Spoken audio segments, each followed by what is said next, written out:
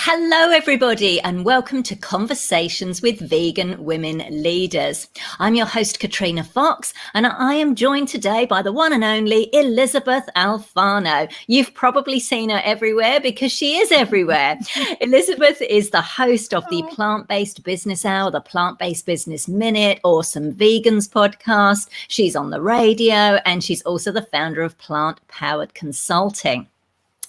Now, if that's not enough, loving food a lot of the time, Elysabeth's also one of the executive producers and chefs on the Amazon Prime hit vegan TV cooking show, New Day, New Chef.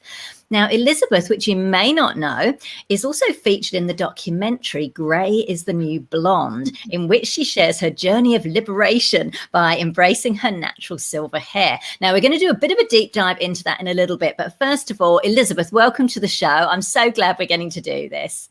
Thanks for having me, Katrina. It's great to be here. Oh, and it's lovely because I know we kind of move in, similar circles, constantly seeing each other online, but it's nice to actually sit down and have a conversation and about something that's a little bit different. I know, you're an expert in the plant-based business world. There's something we could talk about maybe on my other podcast, Vegan Business Talk. But for this one, I want to get to know you a little bit better. So I want to start out with just a little bit about your background, because I noticed that you actually studied art and art history and fashion back in the early 90s. Then you got a job in corporate working for Kellogg's as a brand manager for a couple of years. Then you kind of went back to art and opened your gallery. So just talk us through that a bit, because I always find that's quite interesting when people, you've got a liberal arts degree and then suddenly you're in corporate and then you go back. So just kind of talk to me a little bit about that time and a little bit about, your career shift, I guess. Yeah, sure. Absolutely. So when I was in college at Northwestern University, so I'm taking everybody back in the day, I spent my junior year abroad. And so in that third year of my liberal arts, I lived in Paris and was able to study a lot of the arts. And so at Northwestern, I had been in economics, but I had gotten this big dose of the liberal arts that I didn't really get back at Northwestern. And so when it came time to graduate and I got my first job out of college with IBM, I was sort of missing that art scene, if you will. So then I went on to business school and I landed a job with Kellogg's, and I thought to myself, okay, before I really, go to corporate America and never look back, I'm going to go to Florence and study arts and art history and really get that under my belt, because I loved it. And I just didn't know if I'd ever get the chance to go back to it. I had no idea that I'd be starting an art gallery at any point. So I didn't know if I'd get to go back to it. So I did take that diversion and go and study the arts. And then when that program was over, about 6 months, I knew I had my contract with Kellogg. So I started in brand management. So very funny that I'm working with, CPG now. And I was on Special K. So that's a vegan brand. And you couldn't ask for a better marketing beginning, because of course, Special K is rice, water, sugar, salt. There's nothing to it. It's not a diet cereal any more than cornflakes is. But you look at all that marketing that makes Special K a diet cereal. So very fun. I was also on Frosted Mini Wheats. So very fun for me to work for the Kellogg Corporation. And I really enjoyed that. But it was pretty clear to me early on that I was never going to thrive in corporate politics. I just don't have that skill. I'm not good at it. And other people love it and excel at it.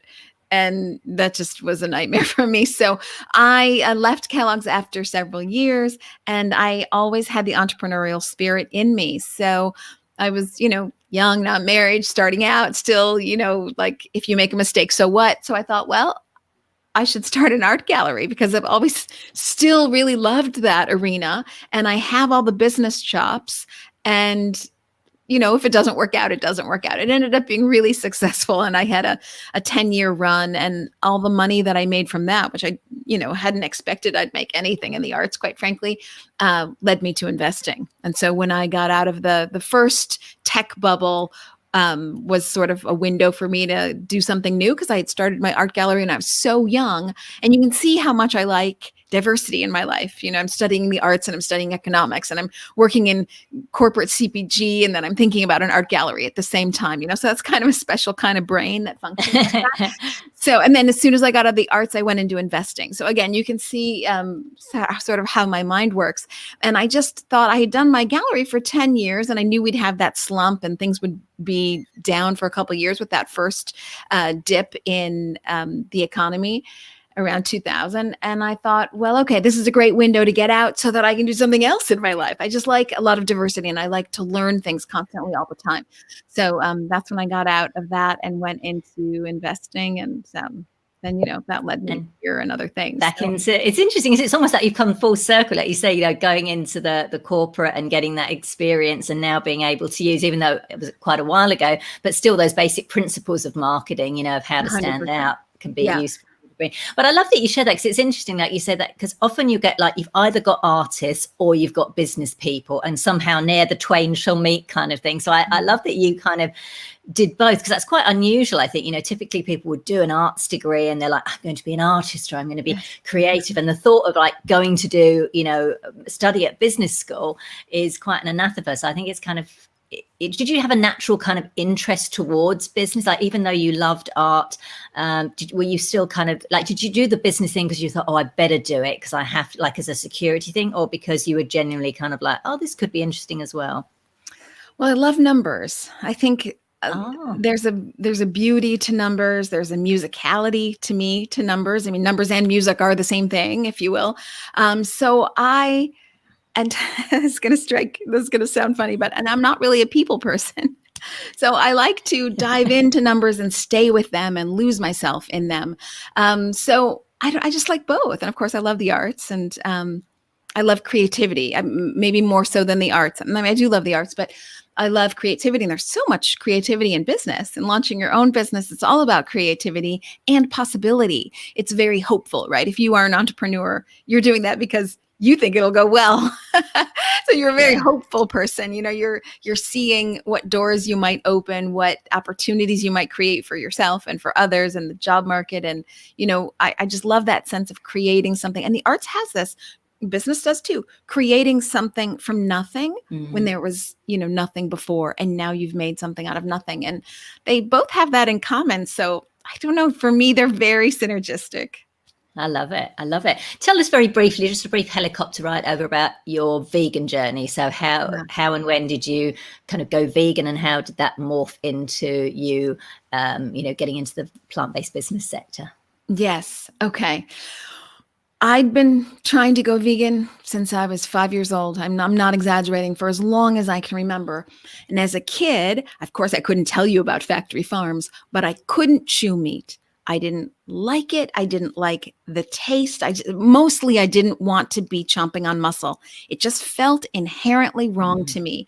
And, as a kid, you never hold back. So my folks would give me like a lamb chop or something, and I'd be like, I mean, I was always like spitting out all the food. I couldn't do it. And they were pretty strict, and they did not like this behavior at the table. And so they said, hey, look, you're not leaving that table until you finish all your meat. And I wasn't kidding. I really couldn't do it. So I would sit there for hours by myself. Everyone else would be off watching TV and I had nowhere to go. I couldn't eat it, and they weren't letting me up. So then I would start hiding the meat all over the house, like in my pockets. And then I'd dig a hole at the bottom of the garbage can so that I'd hide the meat underneath, and, I'd hide it under the table. And obviously they would find this, and then they'd punish me for lying. Okay. So it's in my head as a kid, like, you have to eat meat. There's no choice here. Fast forward, I'm an adult. I've now seen the factory farm videos. And I think to myself, this is what it means to be an adult. I've seen the factory farm videos. Everybody else at the table has seen the factory farm videos. We all know, and we do it anyway. We know what we're doing is wrong, and we do it anyway. And this just never could sit right with me. So, pizza would come and it would have pepperoni on it, and I would eat it, and that's really thin and you don't have to chew, So I would have pepperoni or a cheese pizza, but I would never order a steak or couldn't chew into meat. And when anyone would talk about it, I would just sort of say like, oh, I'm going to have the vegetarian pasta. No worries. I really did not find my voice. I really had no power or conviction. I mean, I was convinced, but I didn't feel any strength that I had the right to mention to anyone else that I wouldn't be eating meat. And then, now I'm really late into my 40s, I'm embarrassed to say, when this happens. My nephew goes to the University of Oregon as an athlete, and he comes back from college, his first semester back, Thanksgiving table. It's all surrounded by meat, of course. And he says to everyone, hey, coach says if I'm going to play for the team, no meat, no dairy.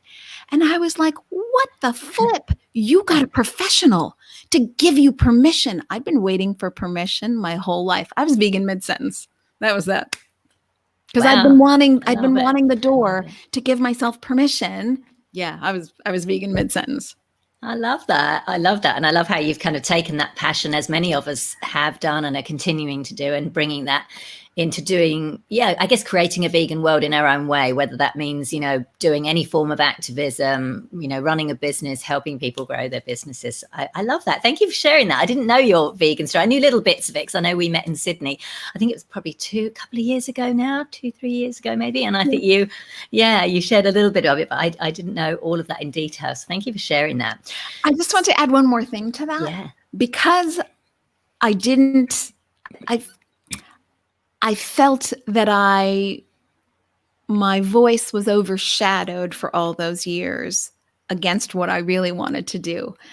When I finally decided, I came out with such fervor with my voice because I was pretty mad, So the end result is that's why you see me talking everywhere, because I'm sort of making up for all those years that I just couldn't find my voice and find a way to do it.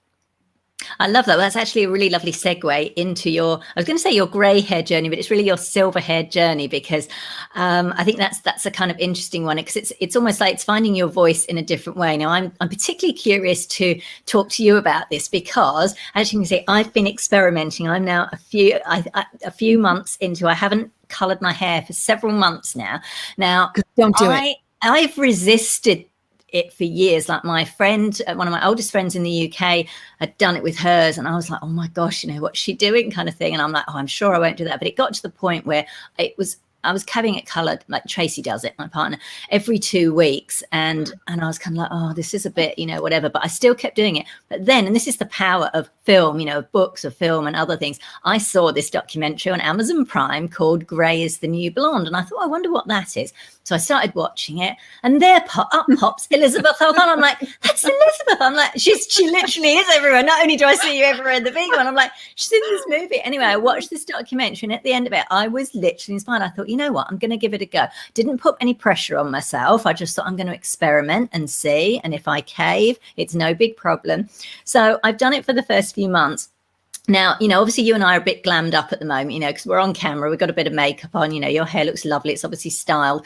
Mine, when it's down like this, I'm fine, because it's still kind of dark anyway, and it's bad. But when I go to the gym, I scrape it up into a top bun, have no makeup on and my glasses on. And I'll admit, sometimes I look in the mirror and think, oh my God, you look old. You look like a granny. Now, before everyone rushes to message me saying how unpolitically correct I'm being, I know it's that internalized, conditioned ageism and, all the stuff from the patriarchy, all of this, I get it. So I would love to know from you, Elysabeth, just tell us about your grey or your silver hair journey. Like, when did you first decide to do it? What was going through your mind, and where were you at in life?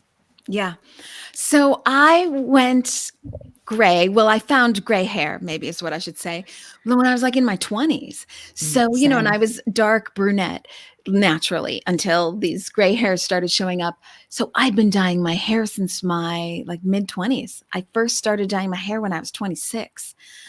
So, that's decades of dyeing my hair. And so I don't even need to tell you all the chemicals, not to mention the hassle of doing it, so you're if you're doing it by yourself in your sink, everything's a mess. Otherwise, you have to carve out like 2 or 3 hours. Think about this now. We're both working so hard for veganism. Who has 2 or 3 hours every 2 weeks to sit in the chair captive? Can't go anywhere. Can't do anything. You're in the salon. Not to mention it's expensive. I mean, there's so many reasons that I was like, oh gosh, I can't stand this anymore. This is not me. And I'm not a fussy person. I'm not big on makeup, or I'm just not my gig. So these times in the salon were a real stretch for me. So I was gearing up for it. I knew that I was going to do it. I knew a couple things. First of all, when I was dyeing my hair in my 40s, it stopped looking good. Even though it was my natural color, I was going back to my natural color. Things had changed, my skin tone had changed. Things had changed. My natural color wasn't looking that great on me anymore.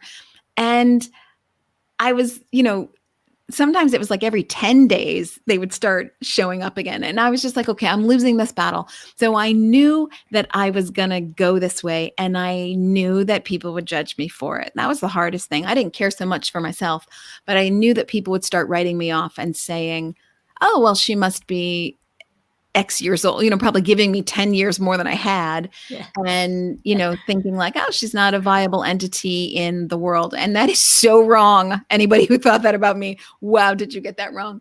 So when I was preparing to go silver, I knew I would do it with movies and YouTube. I would really, rather than shirk away from it and see if people accepted it, I would go really strong out in front and just say like, this is what I'm doing. So I don't know if you've ever seen my YouTube video. I have seen that. Yeah. So I was kind of working on that video in my head for like a year about how I was going to come out and go silver. And the funny thing is that when I was growing out my hair, so when you've got that horrible, like half of your head is silver and half of your head is brown, I still couldn't tell how it was going to look. And it wasn't until really the end when I only had like, a little bit of brown left and I could just chop it off that I was like, hey, this doesn't look half bad.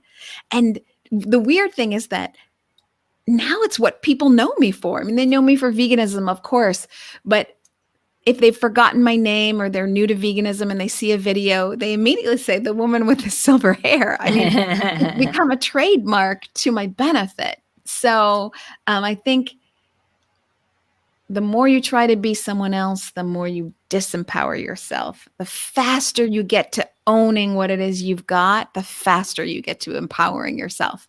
So for me, it's been really fun. Every once in a while, someone will say, oh, but it looks good on you and it would never look good on me. I don't know. Of course, I can't answer that for people. Ultimately, it is what you think of yourself and that's what matters for you. But I would say like, I'm not so sure about that. It's ultimately, silver is a gorgeous color. So, and it is a color. So I love it. When did you, when did you do it, Elysabeth? How long ago was it now when you first kicked off on it? May 1st of 2017. So, I mean, I'd been working at it. It did take me like a year and a half. And to get through that horrible stage of like half your head's one color, half your head's another color, I did wear a wig. So I was going to ask you about that. How long did you wear the wig for and why did you choose to wear the wig? And when did you wear it every single time you went out or just at certain times when you were? I wore it every single time I went out and I did it for like a year and a half. So I didn't want to go out in public until the silver hair was in full. It looked good. And I was ready to own it and rock it. I didn't want to do the middle stage at all. So I got a redhead wig, the only time I've been redhead in my life, which was super fun. And I wore that for a year and a half every time I went out. And unless I was jogging or something by myself outside, I don't join a gym, I jog outside. So, then I wouldn't. But otherwise, I was wearing the red wig. And then I got to take the red wig off. Remember, I'm going to ask you about that. So first of all, tell us, what were you doing work-wise at that time? So what were you doing professionally at this time while you were growing it out? Even trickier, I was doing radio and TV. So that's why I wore the wig as well. I had in Chicago, I had a live stage show and the stage show was filmed and then the audio would go to radio. So I was, once a month doing this show that, to a house of like 250 people and it was streamed live and YouTube and the whole thing. So I got a bunch of videos with me in that red wig. And then ultimately I ripped that wig off on an internet television station and then also in my YouTube video. I saw that. Just going back to when you were growing it out. So what was you talked about you were afraid of some of the reaction of maybe your friends, your family, your partner, if you had one at the time. What was their reaction? And did you get any negative feedback? And if so, how did you handle it? I got very little negative feedback. And I want to say, of course, friends and family, who knows, they're just trying to be supportive. So I'm almost not counting that feedback. I'm going to say on YouTube, I got so much positive feedback. Now, most of it was from women who were dying to come out themselves, and they felt that life had been holding them back and that life was going to write them off. So they're responding from an emotional place of, I'm so happy that you're supportive of me by being you. So that will even, I won't even count that. I'll say that that's kind of a selfish motive, if you will, because it helps them, and I'm happy that it helps them. But I just got boatloads of women in their 30s saying that they liked it. Not people who were struggling with their own hair or anything like that. I did get a couple people that said, it makes you look older. But I say this. First of all, they don't know what I was like as a brunette, and a brunette in my 40s just wasn't working either. As I say, like, things had changed and my natural color actually didn't look that great on me anymore. Now, when I go back and I look at myself as a brunette in my 40s, I think like, ew, I should have gone silver earlier. So there's that. And then I also, a lot of this comes from your own understanding and connection, relationship with yourself. So when I think of myself, I of course think of myself when I was in high school. That's like my perpetual image of myself. And in high school, I was a bulbous, gawky, unattractive thing. I've never really had this impression of myself like, oh my gosh, I'm so attractive and now I won't be. I don't have that impression of myself. I just think like, does anybody really care? Why is this such a big deal? I need to move on, stop hours at the salon, save some money, stop putting chemicals on my head, and just own it like it's mine, and it'll work because it's mine and I own it. So, but I'm a bit of a tomboy. And so I think for other people, I understand why maybe it's harder to do. Yeah, I love that you said that that you own it, because I think it is about that inner confidence. It's like you can almost wear a paper bag on your head or something. Do you know what I mean? But if you do it with confidence and you really own it, I think that kind of comes out. So I think that's a really interesting point. I've just finished reading a book called Radical Awakening by Dr. Shefali, and it's really, really good. And a lot of what she said is about looking at, particularly as you get older as a woman, is like realizing just how much we've been conditioned by society, that we don't even realize we have these beliefs about ourselves. And it's about unpacking all of that and kind of stepping into, I think she calls it your queen energy, which you've obviously done. And I love that you've used your voice. It's like you were silent, you felt you had to be silent for many years about veganism and about animals, but then with this you were like, right, I'm going all in and putting it out there. So yes, although I'll say with veganism, the same thing is, once I felt like I was vegan, I was like, okay, I'm no longer doing that stage show in Chicago that has nothing to do with veganism. I'm taking all my journalism and I'm using my voice for veganism. And in a way, if you will, I use my silver hair for veganism as well. Yeah. It is really my trademark. And you can flip the script on this a bit, because, there aren't a whole heck of a lot of benefits to getting older, but there are some. So now that I report on business, whereas before I was reporting on the arts prior to being vegan, now that I report on business, gray hair actually helps me, and it gives me a stature, if you will. And, there's some things that really are better with being older. I read people better. I have a better understanding, because business is all about people. I have a better understanding for those relationships. Remember, I talked about politics at Kellogg's and not being my thing. So, there's some benefits. And I actually think in media, I was so afraid of that. Like, oh my gosh, I'll never be able to do TV again if I go gray. And that just hasn't been the case. Yes, most of what I do is online, but I still do TV interviews and stuff. It hasn't held me back in any way. Tell us about that moment where you ripped the wig off, and we'll put it in the show notes page. We'll put a link to it, because I think it is quite fabulous, where you're just there, you're on the TV, and when I watched, I didn't even realize that was a wig. I actually thought that was your natural hair, and then all of a sudden you rip it off and you shake your hair. It's very good. Like, it's very it looks very like you'd rehearsed, like it was just very well done. It was like you'd rehearsed it like you would a play or something, like a move in a play. Tell us about that experience. How did you feel? What happened afterwards?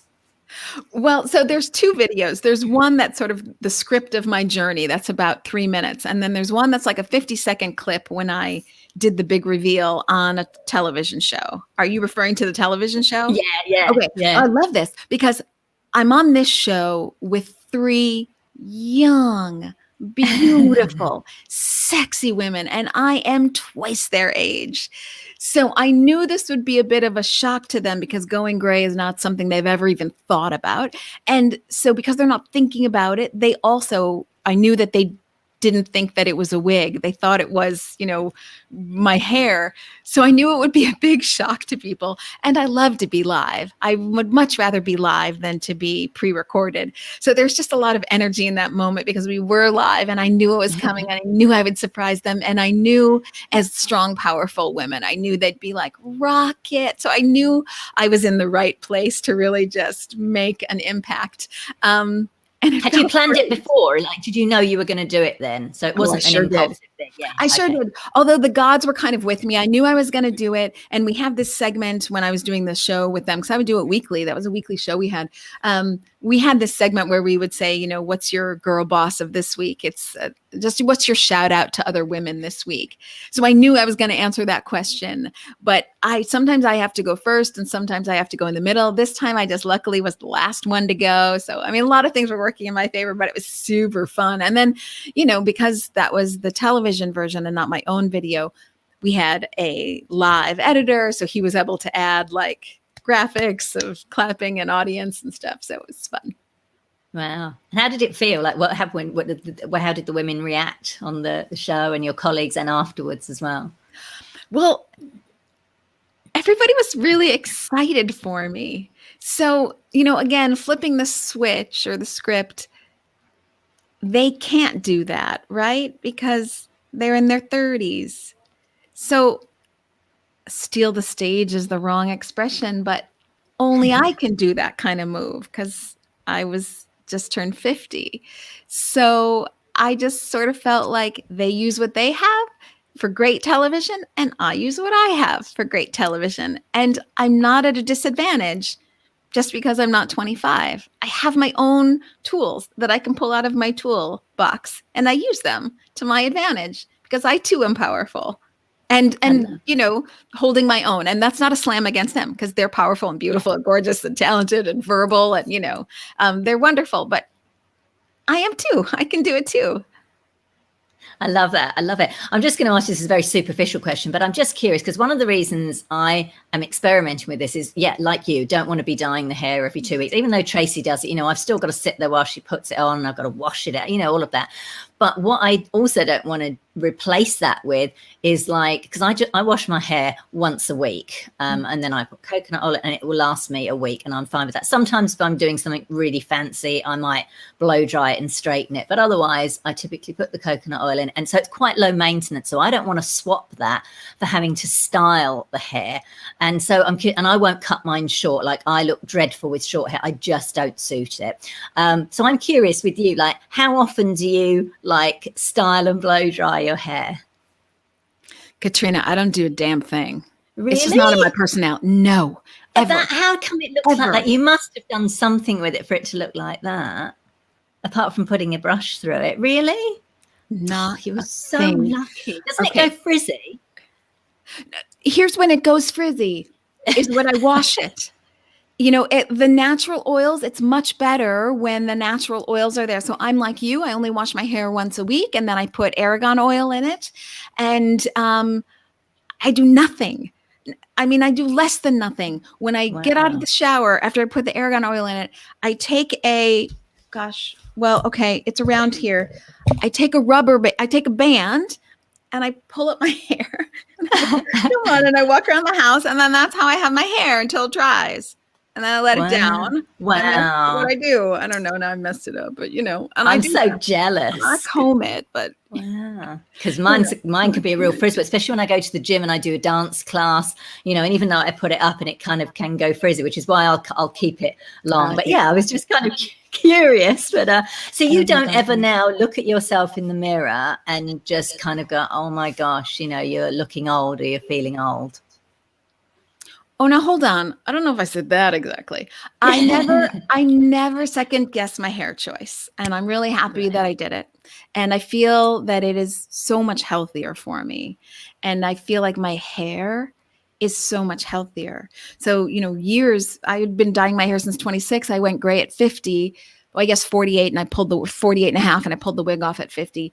You're talking about half my life I'd been dousing my head with chemicals, and my hair reflected that. Sometimes it would be brittle right at the top little area. It reflected unhealthy hair. I feel like I have healthy hair back, and I do love the color. And so now I really own it, and it feels fun.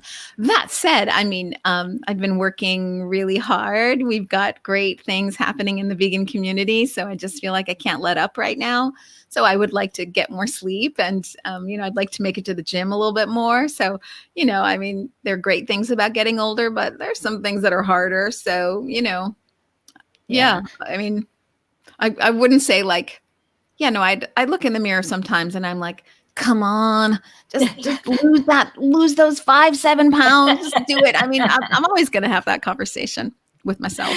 And is that color purely natural? So you don't put any rinse through or any kind, that's literally 100% all yours? I don't do a darn thing. Wow. No, I don't do a darn thing. It's not in my personality. It's just not something, I don't like to fuss like that. And I don't have the time. So the only thing I do, if this counts, is when I buy shampoo, I make sure that I buy shampoo for silver hair. Right. So brilliant.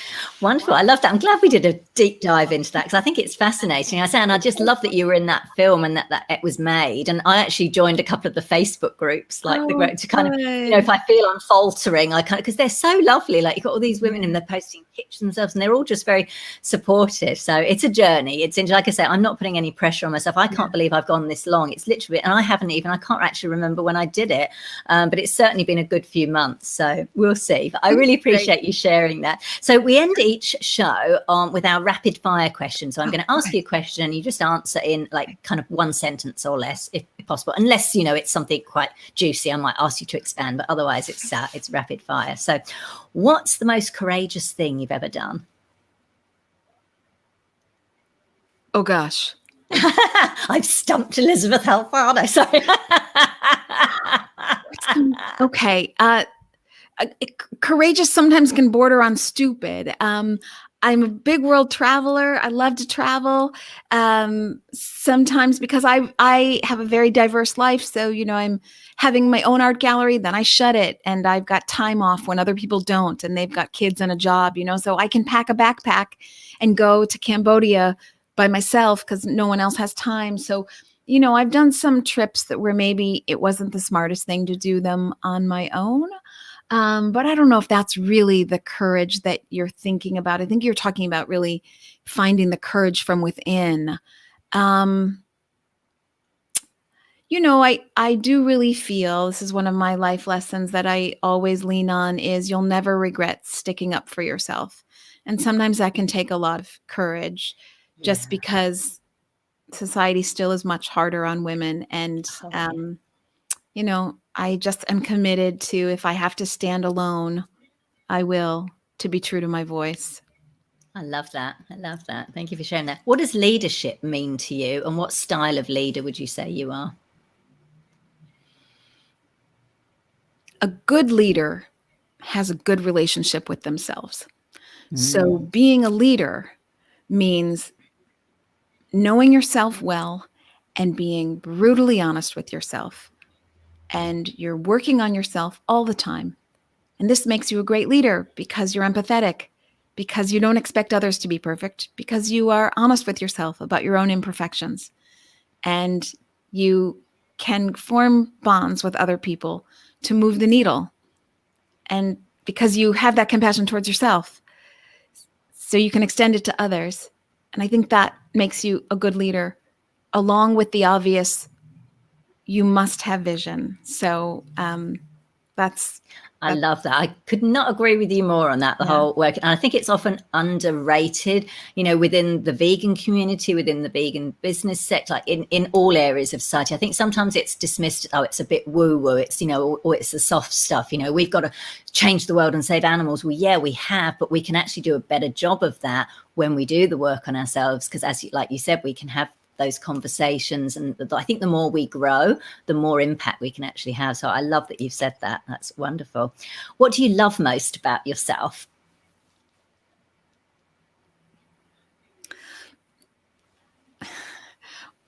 So I still think of myself as this kid in high school, and I was never popular in high school. So I don't ever think that I'll be a popular adult because it's just not how I see myself. This gives me enormous freedom because I'm not trying to fit in. It's pretty much accepted that I don't. So in my head, because of this, I see myself as, perpetually 15. So I like that I'm not tying my self-worth to everyone else. Oh, I love that's another one. You're dropping the truth bombs here today. I'm loving this. I'm loving this. Absolutely. What is one thing that most people don't know about you, or maybe would be surprised to know about you? It can be anything. I'm not a people person. That is surprising. I know when you said that, actually, I was like, what? What's she talking about? Yeah. That's an interesting one. Okay. Yeah. Fair enough. And just finally, any key lessons you've learned in life? I know you've already shared quite a lot, but anything you want to end up on, anything you've learned that you would like to share with other vegan women leaders?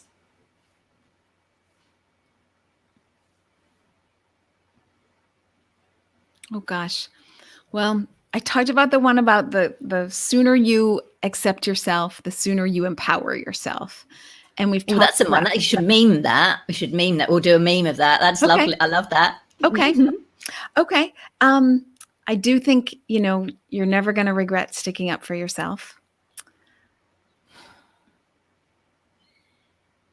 Oh gosh, we're going to end this interview and it's going to kill me because it's going to be right on top of my tongue.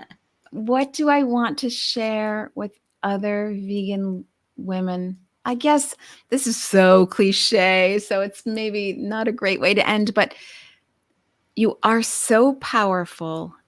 Give yourself the permission to be powerful. So whenever I'm in meetings, men just burst out with whatever they want to say when they want to say it. It doesn't even matter if other people are talking, particularly if women are talking, doesn't matter. They're going to bull right over them. Women are always asking for permission to take the stage or to ask a question. Give yourself permission to be powerful. How can you not say that's a fantastic way to end an interview? That is a perfect way to end this. I absolutely love it. So everyone, if you want to find out more about Elysabeth, you can go to her website, elysabethalfano.com, and she spells Elysabeth, Elysabeth. If you are watching this episode, you can see her website scrolling along the bottom of your screen. And if you're listening to the audio version of this, that link will be on the show notes page for this episode. Elysabeth, thank you so much for taking the time to speak with me today and to really share something different and to share you and, give your journey and some absolutely wonderful advice and insights. So thank you. It's been a real pleasure. Thanks for having me. And anybody, if you want to, come find me, the best way is LinkedIn as well. I'm always around there. But really, Katrina, thank you for all you do. Thank you for using your voice for women and animals. And happy to do this. Thank you, Elysabeth. Bye, everybody.